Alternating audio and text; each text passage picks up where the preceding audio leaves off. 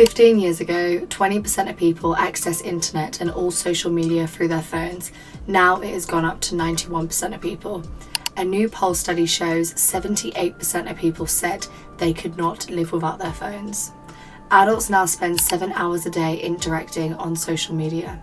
That means if you are in your early 20s, you are wasting 18.8 years of your life. If you're in your 40s, you are wasting 12.25 years of your life scrolling. Are you going to keep scrolling until time runs out? Have you ever heard of a story of someone on their deathbed telling someone that they are content with wasting time scrolling on social media and enjoy every single second? Do you want to claim back your time and have a more freeing and happy life again? Do you want to finally live on your own terms? I have 3 research-based tips on how to get your life back, which you do not want to miss out on. But first, dopamine. Dopamine is a feel-good chemical in your brain, which also plays a role in motivational behaviour. Every time you get a notification, a follow, or you laugh at a video, 3 of your neural processes in your brain becomes stronger. Smartphones give us unlimited supply of dopamine and stimuli, which are contributing to our brain's free pathways to increasing their strength, which means we get the hit of joy without even stepping foot out of our houses. All you have to do is be on your phone to get that neurological impact of happiness.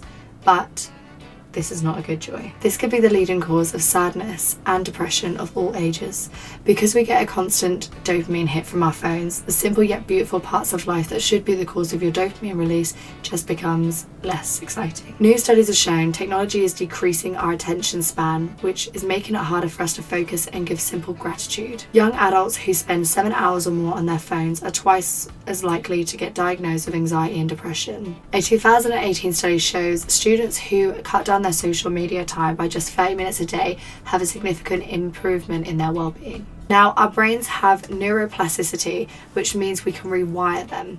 This means all the tips I'm going to give you are 100% doable, you just have to implement them. I quit social media for 6 months last year. Now, I know what you're thinking, 6 months, is that all? Well, when I say I quit social media, I mean I deleted all of my apps and I only used it for texting, calls, emails, and taking photos. Before deleting social media, I felt lost, alone, unfulfilled, and so sad. Although I was connecting with hundreds and thousands of people from all around the world, I felt the most disconnected with myself. So I deleted all social media because I just wanted to stop comparing myself to other people all the time. Now, if you're the kind of person like me where you constantly look and scroll through social media comparing your life to people, then please stop. When deleting everything, I only used my phone for how it was intended to be used. So I had the best 6 months of my life.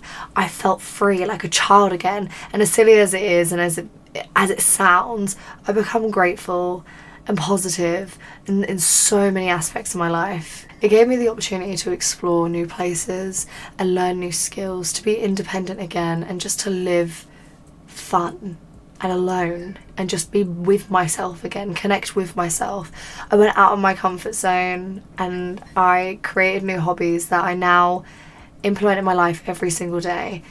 And another thing is, I met so many amazing people, which has been incredible. Now onto the 3 tips that we've been waiting for.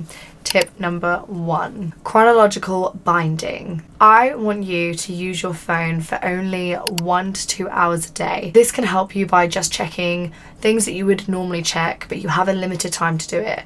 So for example, if you need to check Instagram or you need to check YouTube or text messages that are on social platforms, then you can do that, but you have to be a bit quicker. So you just need to time it out. So only 1 to 2 hours a day. There is also a timer app on your phone where this can help you to control how long you've been on your phone. Remember, this is a slow and steady race. We cannot rush this because you'll go straight back to using social media, probably more than you ever have. Tip number 2.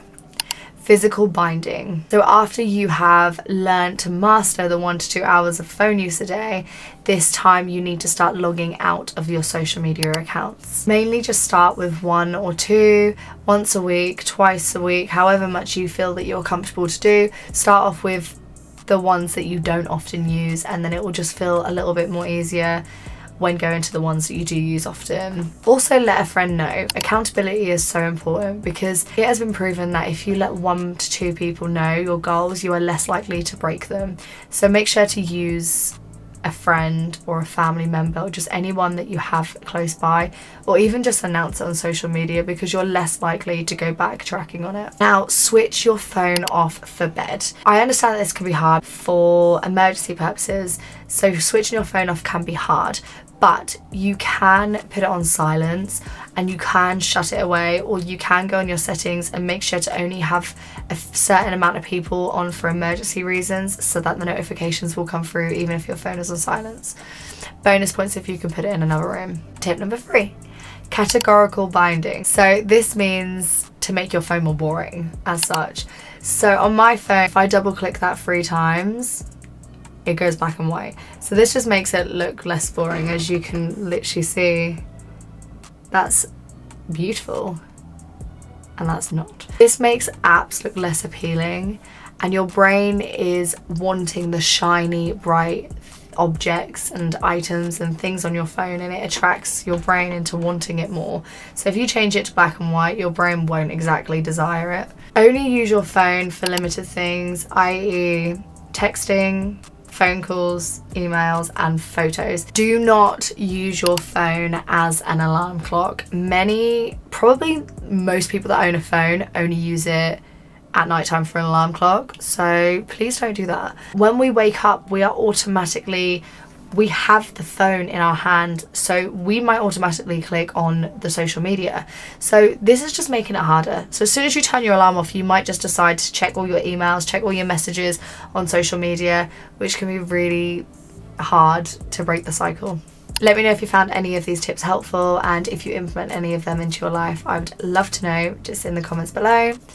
Also, please comment any suggestions that you may have, or you may have followed before, because this can really, really help someone. So thank you for watching, and I will see you in the next video. Bye.